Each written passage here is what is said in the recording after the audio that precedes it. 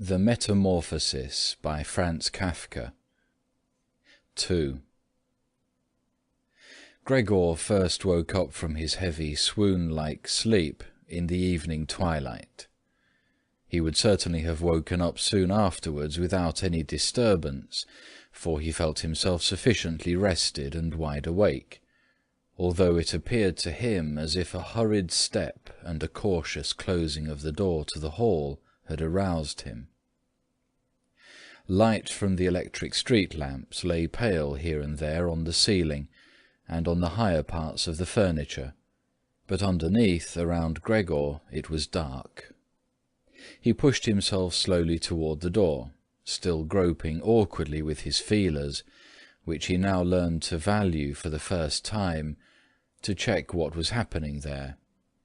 His left side seemed one single long, unpleasantly stretched scar, and he really had to hobble on his 2 rows of legs. In addition, one small leg had been seriously wounded in the course of the morning incident. It was almost a miracle that only one had been hurt, and dragged lifelessly behind. By the door he first noticed what had really lured him there. It was the smell of something to eat. A bowl stood there, filled with sweetened milk, in which swam tiny pieces of white bread. He almost laughed with joy, for he now had a much greater hunger than in the morning, and he immediately dipped his head, almost up to and over his eyes, down into the milk. But he soon drew it back again in disappointment, not just because it was difficult for him to eat on account of his delicate left side. He could eat only if his entire panting body worked in a coordinated way, but also because the milk, which otherwise was his favourite drink and which his sister had certainly placed there for that reason, did not appeal to him at all. He turned away from the bowl almost with aversion and crept back into the middle of the room. In the living room, as Gregor saw through the crack in the door, the gas was lit, but where, on other occasions at this time of day, his father was accustomed to read the afternoon newspaper in a loud voice to his mother, and sometimes also to his sister, at the moment no sound was audible. Now perhaps this reading aloud, about which his sister had always spoken and written to him, had recently fallen out of their general routine, but it was so still all around, in spite of the fact that the apartment was certainly not empty.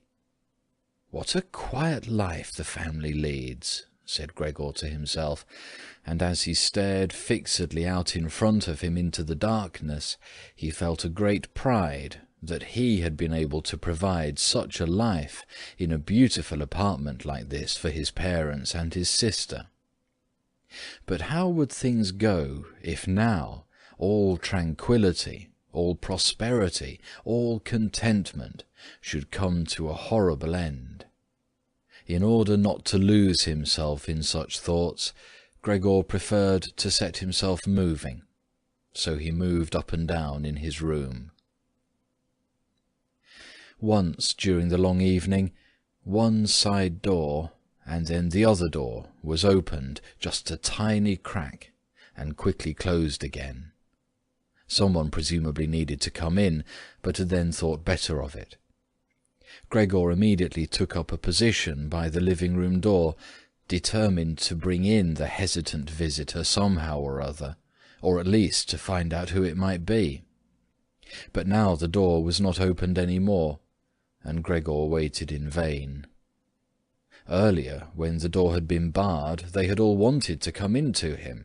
Now, when he'd opened one door, and when the others had obviously been opened during the day, no one came any more, and the keys were stuck in the locks on the outside.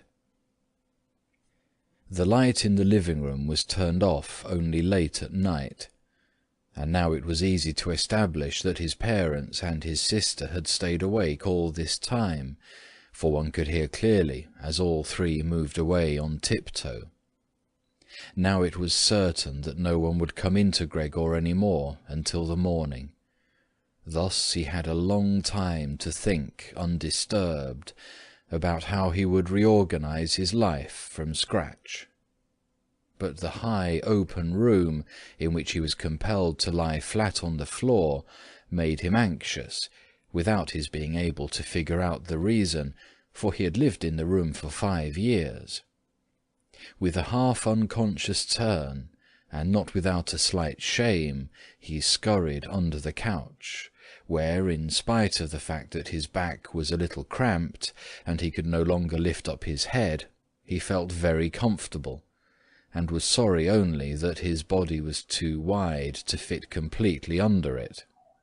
There he remained the entire night, which he spent partly in a state of semi-sleep, out of which his hunger constantly woke him with a start, but partly in a state of worry and murky hopes, which all led to the conclusion that for the time being he would have to keep calm, and with patience and the greatest consideration for his family tolerate the troubles which in his present condition he was now forced to cause them. Already early in the morning, it was still almost night, Gregor had an opportunity to test the power of the decisions he had just made, for his sister, almost fully dressed, opened the door from the hall into his room and looked eagerly inside. She did not find him immediately, but when she noticed him under the couch, God, he had to be somewhere or other, for he could hardly fly away, she got such a shock that, without being able to control herself, she slammed the door shut once again from the outside.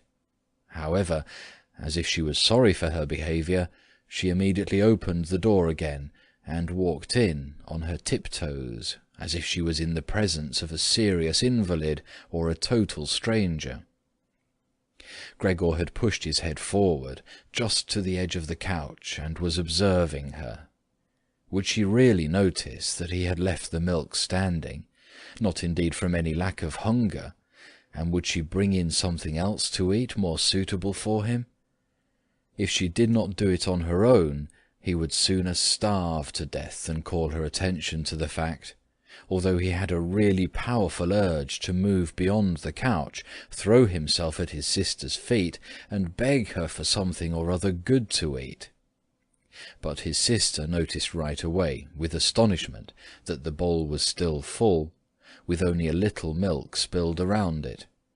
She picked it up immediately, although not with her bare hands, but with a rag, and took it out of the room. Gregor was extremely curious what she would bring as a substitute, and he pictured to himself different ideas about it. But he never could have guessed what his sister, out of the goodness of her heart, in fact did. She brought him, to test his taste, an entire selection, all spread out on an old newspaper. There were old half-rotten vegetables, bones from the evening meal, covered in a white sauce which had almost solidified, some raisins and almonds, cheese which Gregor had declared inedible 2 days earlier, a slice of dry bread, and a slice of salted bread smeared with butter. In addition to all this, she put down a bowl, probably designated once and for all as Gregor's, into which she had poured some water. And out of her delicacy of feeling, since she knew that Gregor would not eat in front of her, she went away very quickly, and even turned the key in the lock so that Gregor would now observe that he could make himself as comfortable as he wished. Gregor's small limbs buzzed now that the time for eating had come. His wounds must in any case have already healed completely. He felt no handicap on that score. He was astonished at that, and thought about how more than a month ago he'd cut his finger slightly with a knife, and how this wound had hurt enough even the day before yesterday. Am I now going to be less sensitive, he thought, already sucking greedily on the cheese, which had strongly attracted him right away, more than all the other foods. Quickly, and with his eyes watering with satisfaction, he ate one after the other, the cheese, the vegetables, and the sauce. The fresh food, by contrast, didn't taste good to him. He couldn't bear the smell, and even carried the things he wanted to eat a little distance away. By the time his sister slowly turned the key as a sign that he should withdraw, he was long finished, and now lay lazily in the same spot. The noise immediately startled him, in spite of the fact that he was already almost asleep, and he scurried back again under the couch. But it cost him great self-control to remain under the couch, even for the short time his sister was in the room, because his body had filled out somewhat on account of the rich meal, and in the narrow space there he could scarcely breathe. In the midst of minor attacks of asphyxiation, he looked at her with somewhat protruding eyes, as his unsuspecting sister swept up with a broom not just the remnants but even the foods which Gregor had not touched at all, as if these were also now useless, and as she dumped everything quickly into a bucket, which she closed with a wooden lid, and then carried all of it out of the room. She had hardly turned around before Gregor had already dragged himself out from the couch, stretched out, and let his body expand. In this way Gregor got his food every day, once in the morning when his parents and the servant girl were still asleep, and a second time after the common noon meal, for his parents were, as before, asleep then for a little while, and the servant girl was sent off by his sister on some errand or other. They certainly would not have wanted Gregor to starve to death, but perhaps they could not have endured finding out what he ate other than by hearsay. Perhaps his sister wanted to spare them what was possibly only a small grief, for they were really suffering quite enough already. What sorts of excuses people had used on that first morning to get the doctor and the locksmith out of the house, Gregor was completely unable to ascertain. Since they could not understand him, no one, not even his sister, thought that he might be able to understand others, and thus, when his sister was in her room, he had to be content with listening now and then to her sighs and invocations to the saints. Only later, when she had grown somewhat accustomed to everything, naturally there could never be any talk of her growing completely accustomed to it, Gregor sometimes caught a comment which was intended to be friendly, or could be interpreted as such. "Well, today it tasted good to him," she said, if Gregor had really cleaned up what he had to eat, whereas in the reverse situation, which gradually repeated itself more and more frequently, she used to say sadly, "Now everything has stopped again." But while Gregor could get no new information directly, he did hear a good deal from the room next door, and as soon as he heard voices, he scurried right away to the appropriate door and pressed his entire body against it. In the early days especially, there was no conversation which was not concerned with him in some way or another, even if only in secret. For 2 days, at all meal-times, discussions on that subject could be heard, on how people should now behave. But they also talked about the same subject in the times between meals, for there were always at least 2 family members at home, since no one really wanted to remain in the house alone, and people could not under any circumstances leave the apartment completely empty. In addition, on the very first day, the servant girl, it was not completely clear what and how much she knew about what had happened, on her knees had begged his mother to let her go immediately, and when she said good-bye about 15 minutes later, she thanked them for the dismissal with tears in her eyes, as if she was receiving the greatest favour which people had shown her there, and, without anyone demanding it from her, She swore a fearful oath not to betray anyone, not even the slightest bit. Now his sister had to team up with his mother to do the cooking, although that didn't create much trouble because people were eating almost nothing. Again and again Gregor listened as one of them vainly invited another one to eat, and received no answer other than, "Thank you, I've had enough," or something like that. And perhaps they had stopped having anything to drink too. His sister often asked his father whether he wanted to have a beer, and gladly offered to fetch it herself. And when his father was silent, she said, in order to remove any reservations he might have, that she could send the caretaker's wife to get it. But then his father finally said a resounding no, and nothing more would be spoken about it. Already during the first day, his father laid out all the financial circumstances and prospects to his mother and to his sister as well. From time to time he stood up from the table and pulled out of the small lockbox salvaged from his business, which had collapsed 5 years previously, some document or other, or some notebook. The sound was audible as he opened up the complicated lock, and after removing what he was looking for, locked it up again. These explanations by his father were, in part, the first enjoyable thing that Gregor had the chance to listen to since his imprisonment. He had thought that nothing at all was left over for his father from that business. At least his father had told him nothing to contradict that view, and Gregor in any case hadn't asked him about it. At the time, Gregor's only concern had been to use everything he had in order to allow his family to forget as quickly as possible the business misfortune which had brought them all into a state of complete hopelessness. And so at that point he'd started to work with a special intensity, and from an assistant had become almost overnight a travelling salesman, who naturally had entirely different possibilities for earning money, and whose successes at work were converted immediately into the form of cash commissions, which could be set out on the table at home in front of his astonished and delighted family.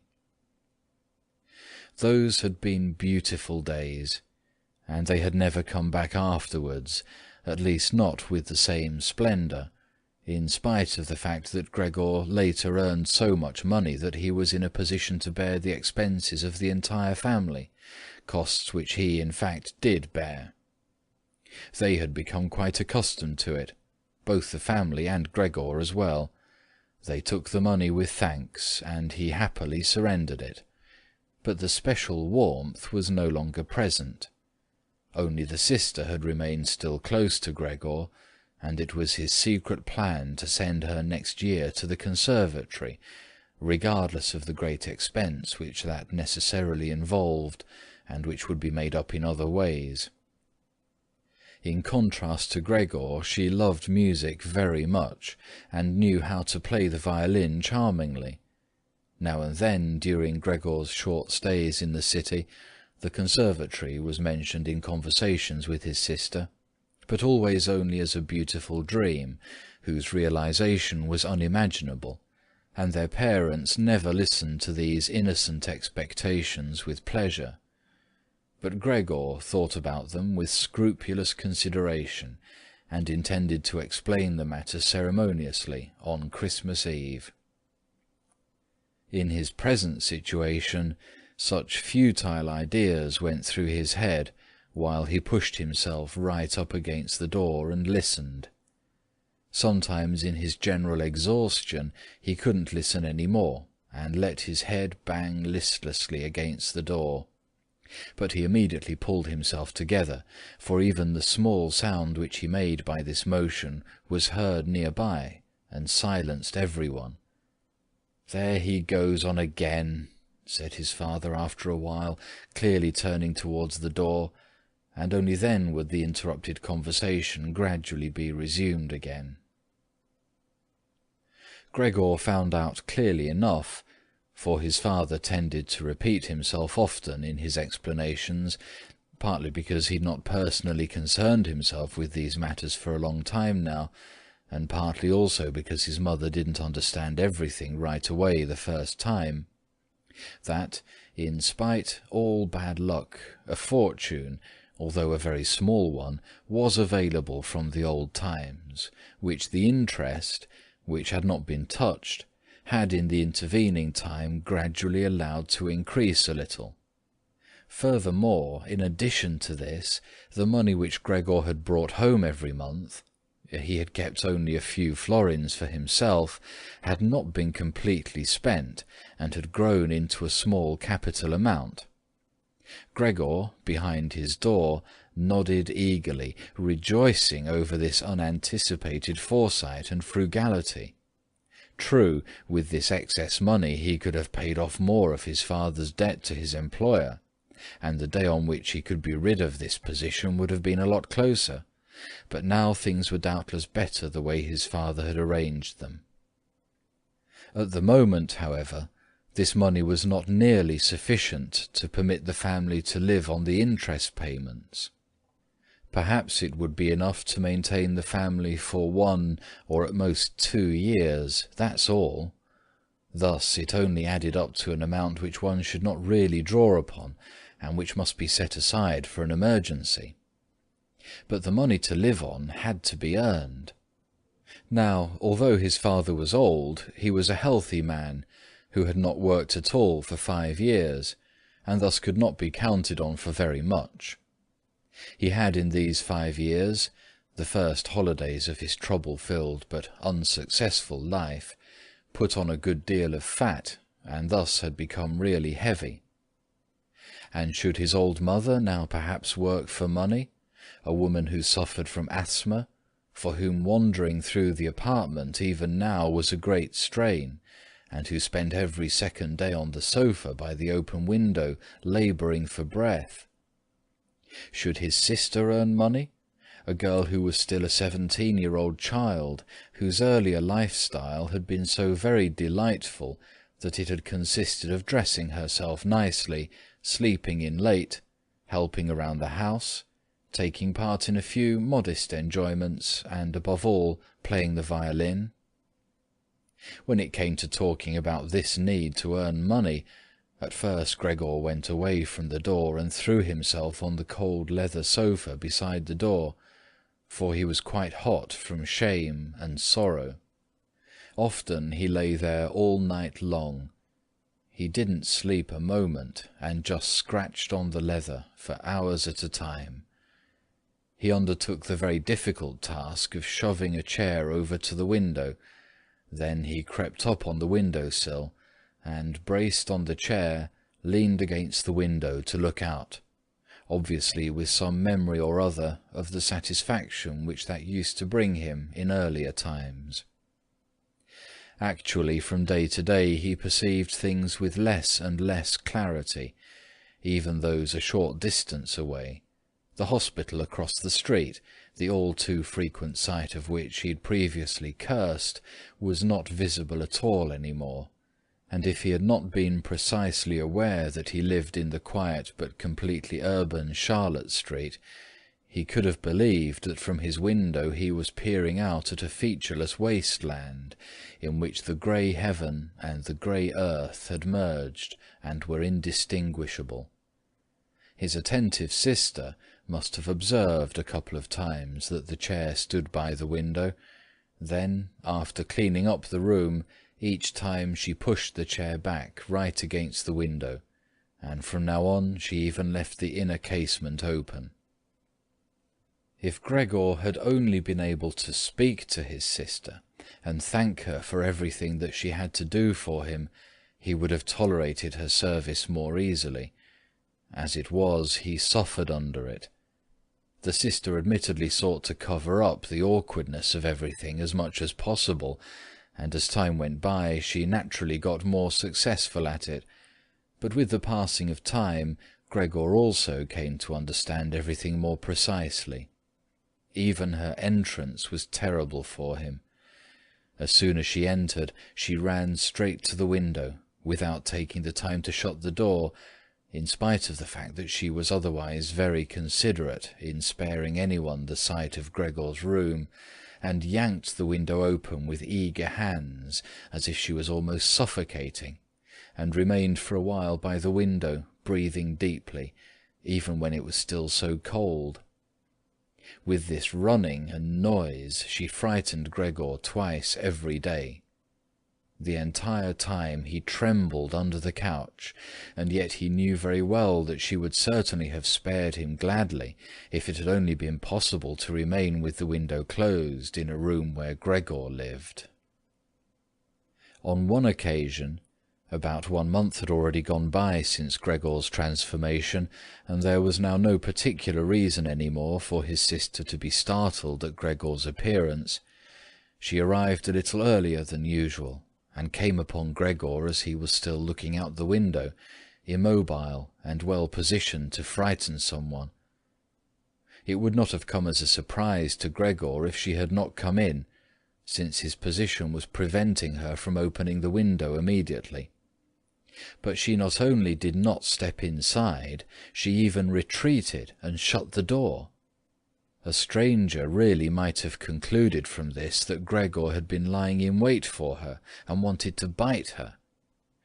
Of course, Gregor immediately concealed himself under the couch, but he had to wait until the noon meal before his sister returned, and she seemed much less calm than usual. From this he realized that his appearance was still constantly intolerable to her, and must remain intolerable in future, and that she really had to exert a lot of self-control not to run away from a glimpse of only the small part of his body which stuck out from under the couch. In order to spare her even this sight, one day he dragged the sheet on his back and onto the couch. This task took him 4 hours, and arranged it in such a way that he was now completely concealed, and his sister, even if she bent down, could not see him. If this sheet was not necessary, as far as she was concerned, then she could remove it, for it was clear enough that Gregor could not derive any pleasure from isolating himself so completely. But she left the sheet just as it was, and Gregor believed he even caught a look of gratitude when, on one occasion, he carefully lifted up the sheet a little with his head to check, as his sister took stock of the new arrangement.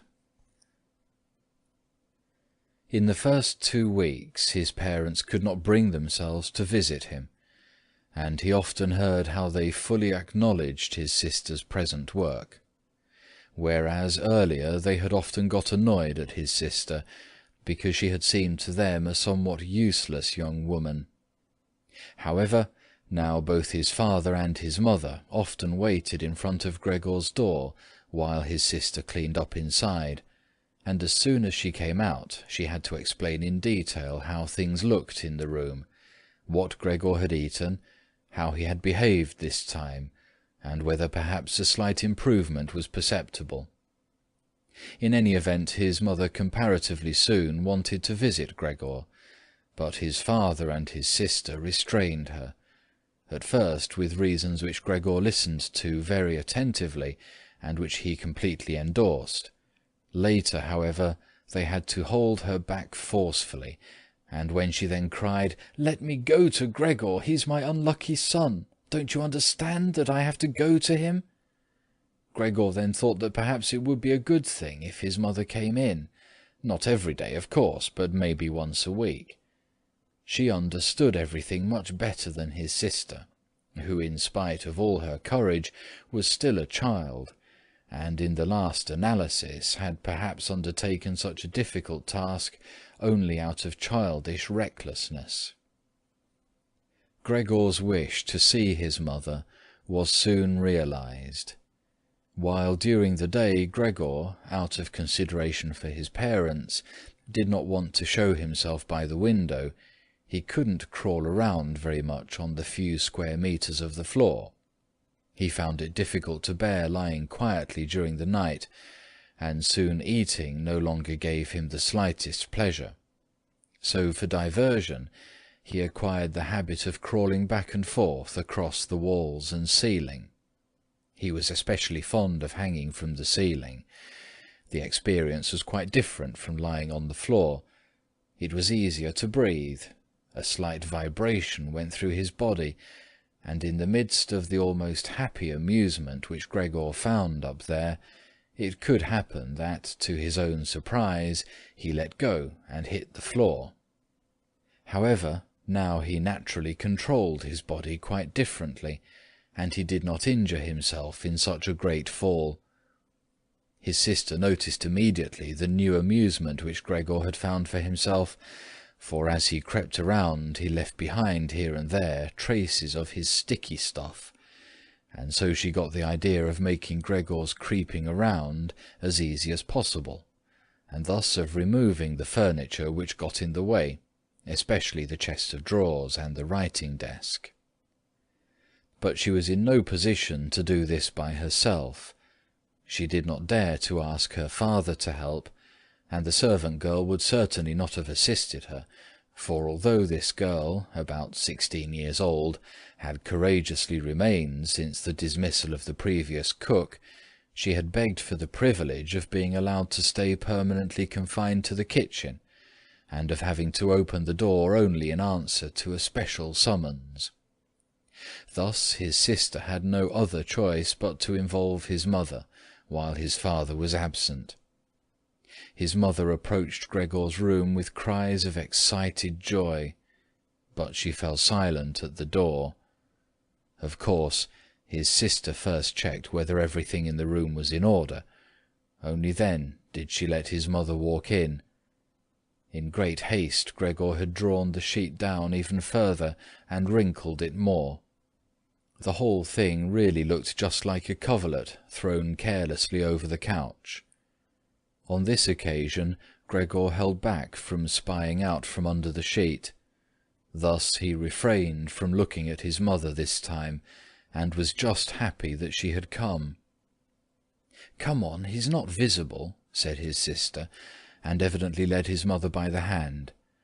Now Gregor listened as these two weak women shifted the still heavy old chest of drawers from its position, and his sister constantly took on herself the greatest part of the work, without listening to the warnings of his mother, who was afraid that she would strain herself. The work lasted a long time. After about a quarter of an hour had already gone by, his mother said it would be better if they left the chest of drawers where it was, because in the first place it was too heavy.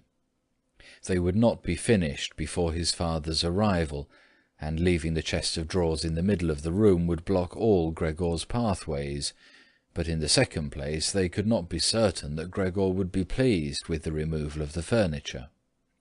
To her the reverse seemed to be true. The sight of the empty walls pierced her right to the heart, and why should Gregor not feel the same, since he had been accustomed to the room furnishings for a long time, and in an empty room would feel himself abandoned? "And is it not the case," said his mother, concluding very quietly, almost whispering as if she wished to prevent Gregor, whose exact location she really didn't know, from hearing even the sound of her voice, for she was convinced that he did not understand her words, "and isn't it a fact that by removing the furniture we're showing that we're giving up all hope of an improvement, and are leaving him to his own resources without any consideration? I think it would be best if we tried to keep the room exactly in the condition it was in before, so that, when Gregor returns to us, he finds everything unchanged, and can forget the intervening time all the more easily."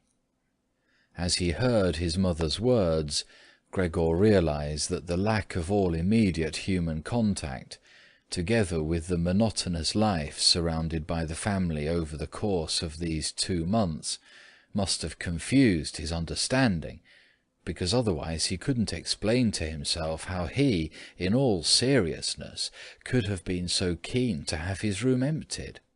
Was he really eager to let the warm room, comfortably furnished with pieces he had inherited, be turned into a cavern, in which he would of course then be able to crawl about in all directions without disturbance, but at the same time with a quick and complete forgetting of his human past as well?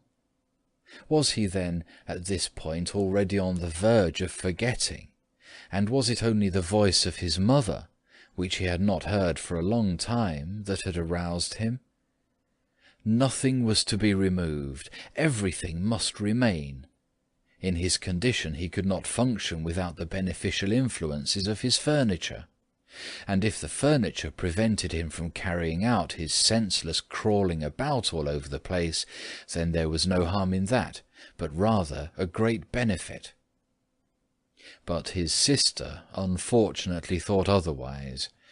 She had grown accustomed, certainly not without justification, so far as the discussion of matters concerning Gregor was concerned, to act as a special expert with respect to their parents, and so now the mother's advice was for his sister sufficient reason to insist on the removal, not only of the chest of drawers and the writing desk, which were the only items she had thought about at first, but also of all the furniture, with the exception of the indispensable couch. Of course, it was not only childish defiance and her recent very unexpected and hard-won self-confidence which led her to this demand. She had also actually observed that Gregor needed a great deal of room to creep about. The furniture, on the other hand, as far as one could see, was not of the slightest use. But perhaps the enthusiastic sensibility of young women of her age also played a role. This feeling sought release at every opportunity, and with it Greta now felt tempted to want to make Gregor's situation even more terrifying, so that then she would be able to do even more for him than now. For surely no one except Greta would ever trust themselves to enter a room in which Gregor ruled the empty walls all by himself, and so she did not let herself be dissuaded from her decision by her mother, who in this room seemed uncertain of herself in her sheer agitation, and soon kept quiet, helping his sister with all her energy to get the chest of drawers out of the room. Now Gregor could still do without the chest of drawers if need be, but the writing desk really had to stay, and scarcely had the women left the room with the chest of drawers, groaning as they pushed it, when Gregor stuck his head out from under the sofa to take a look how he could intervene cautiously and with as much consideration as possible.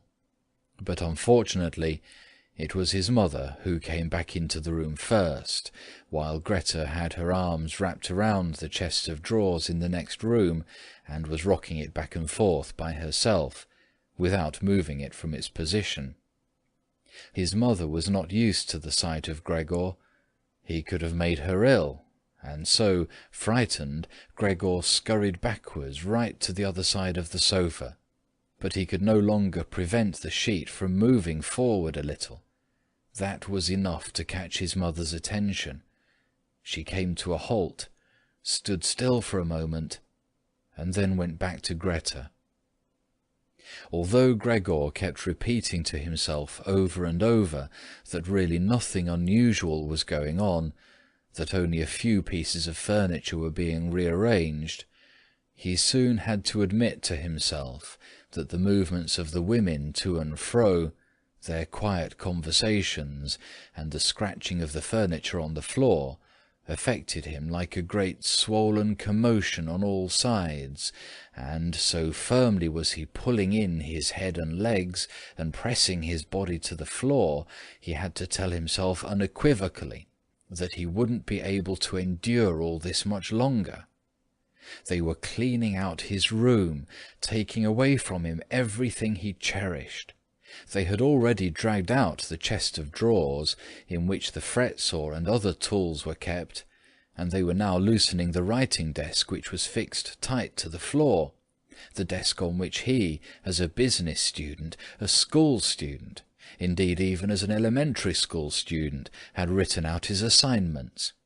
At that moment he really didn't have any more time to check the good intentions of the two women, whose existence he had in any case almost forgotten, because in their exhaustion they were working really silently, and the heavy stumbling of their feet was the only sound to be heard. And so he scuttled out. The women were just propping themselves up on the writing desk in the next room in order to take a breather. Changing the direction of his path 4 times, he really didn't know what he should rescue first. Then he saw hanging conspicuously on the wall, which was otherwise already empty, the picture of the woman dressed in nothing but fur. He quickly scurried up over it and pressed himself against the glass which held it in place, and which made his hot abdomen feel good. At least this picture, which Gregor at the moment completely concealed, surely no one would now take it away. He twisted his head towards the door of the living room to observe the women as they came back in. They had not allowed themselves very much rest, and were coming back right away. Greta had placed her arm around her mother and held her tightly. "So what shall we take now?" said Greta, and looked around her. Then her glance met Gregor's from the wall. She kept her composure only because her mother was there. She bent her face towards her mother in order to prevent her from looking round, and said, although in a trembling voice and too quickly, "Come, wouldn't it be better to go back to the living room for just another moment?" Greta's purpose was clear to Gregor. She wanted to bring his mother to a safe place, and then chase him down from the wall. Well, let her just try. He squatted on his picture and did not hand it over. He would sooner spring into Greta's face. But Greta's words had immediately made the mother very uneasy. She walked to the side, caught sight of the enormous brown splotch on the flowered wallpaper, and before she became truly aware that what she was looking at was Gregor, screamed out in a high-pitched raw voice, "Oh God! Oh God!" and fell with outstretched arms as if she were surrendering everything, down onto the couch, and lay there motionless. "Gregor, you—" cried out his sister with a raised fist and an urgent glare. Since his transformation, these were the first words which she had directed right at him. She ran into the room next door to bring some spirits or other with which she could revive her mother from her fainting spell. Gregor wanted to help as well. There was time enough to save the picture, but he was stuck fast on the glass and had to tear himself loose forcefully. Then he also scurried into the next room, as if he could give his sister some advice, as in earlier times, but then he had to stand there idly behind her, while she rummaged around among various small bottles. Still, she was frightened when she turned round. The bottle fell onto the floor and shattered. A splinter of glass wounded Gregor in the face. Some corrosive medicine or other dripped over him.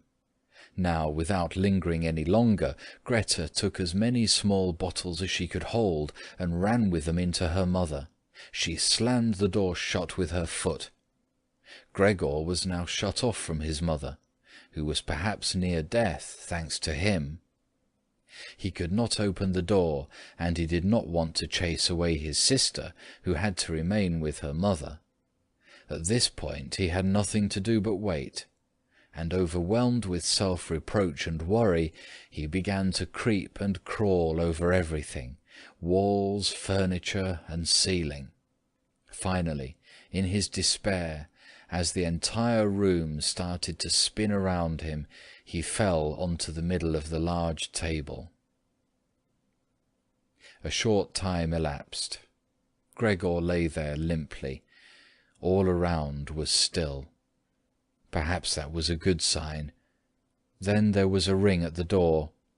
The servant girl was naturally shut up in her kitchen, and therefore Greta had to go to open the door. The father had arrived. "What's happened?" were his first words. Greta's appearance had told him everything. Greta replied with a dull voice. Evidently she was pressing her face against her father's chest. "Mother fainted. but she's getting better now. Gregor has broken loose." "Yes, I have expected that," said his father. "I always told you that, but you women don't want to listen." It was clear to Gregor that his father had badly misunderstood Greta's short message, and was assuming that Gregor had committed some violent crime or other. Thus Gregor now had to find his father to calm him down, for he had neither the time nor the ability to explain things to him. And so he rushed away to the door of his room and pushed himself against it, so that his father could see right away as he entered from the hall that Gregor fully intended to return at once to his room, and that it was not necessary to drive him back, but that one only needed to open the door and he would disappear immediately. But his father was not in the mood to observe such niceties. "Ah!" he yelled as soon as he entered, with a tone as if he were all at once angry and pleased. Gregor pulled his head back from the door and raised it in the direction of his father. He had not really pictured his father as he now stood there. Of course, what with his new style of creeping all around, he had in the past while neglected to pay attention to what was going on in the rest of the apartment, as he had done before, and really should have grasped the fact that he would encounter different conditions. Nevertheless, was that still his father? Was that the same man who had lain exhausted and buried in bed in earlier days when Gregor was setting out on a business trip? Who had received him on the evenings of his return in a sleeping gown and armchair, totally incapable of standing up?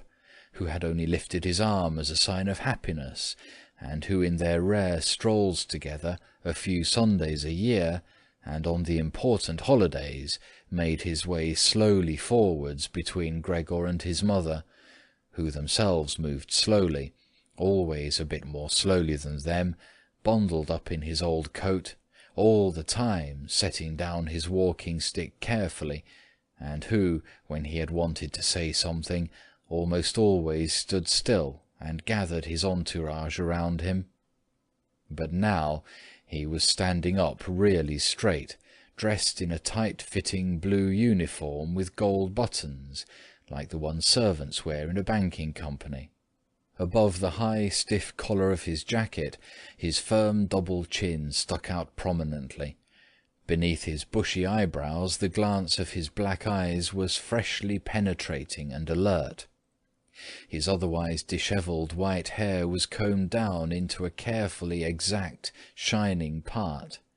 He threw his cap, on which a gold monogram, apparently the symbol of the bank, was affixed, in an arc across the entire room onto the sofa, and moved, throwing back the edge of the long coat of his uniform, with his hands in his trouser pockets and a grim face, right up to Gregor.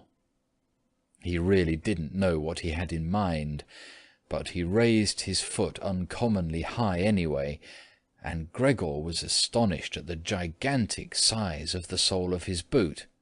However, he did not linger on that point, for he knew from the first day of his new life that, as far as he was concerned, his father considered the greatest force the only appropriate response. And so he scurried away from his father, stopped when his father remained standing, and scampered forward again when his father merely stirred. And in this way they made their way round the room repeatedly, without anything decisive taking place. In fact, because of the slow pace, it didn't look like a chase. Gregor remained on the floor for the time being, especially since he was afraid that his father could take a flight up onto the wall or the ceiling as an act of real malice. At any event, Gregor had to tell himself that he couldn't keep up this running round for a long time, because whenever his father took a single step, he had to go through an enormous number of movements. Already he was starting to suffer from a shortage of breath, just as in his earlier days when his lungs had been quite unreliable. As he now staggered around in this way in order to gather all his energies for running, hardly keeping his eyes open and feeling so listless that he had no notion at all of any escape other than by running, and had almost already forgotten that the walls were available to him, although they were obstructed by carefully carved furniture full of sharp objects and spikes. At that moment something or other, thrown casually, flew down close by and rolled in front of him. It was an apple. Immediately a second one flew after it. Gregor stood still in fright. Further running away was useless, for his father had decided to bombard him. From the fruit bowl on the sideboard his father had filled his pockets, and now, without for the moment taking accurate aim, he was throwing apple after apple. These small red apples rolled around on the floor as if electrified, and collided with each other. A weakly thrown apple grazed Gregor's back, but skidded off harmlessly. However, another, thrown immediately after that one, drove into Gregor's back really hard. Gregor wanted to drag himself off, as if the unexpected and incredible pain would go away if he changed his position. But he felt as if he was nailed in place, and lay stretched out completely confused in all his senses. Only with his final glance did he notice how the door of his room was pulled open, and how, right in front of his sister, who was yelling, his mother ran out in her undergarments, for his sister had undressed her in order to give her some freedom to breathe in her fainting spell, and how his mother then ran up to his father. On the way her tied-up skirts slipped toward the floor one after the other, and how, tripping over her skirts, she hurled herself onto his father, and throwing her arms around him in complete union with him. But at this moment Gregor's powers of sight gave way, as her hands reached to the back of his father's head, and she begged him to spare Gregor's life. End of Part 2.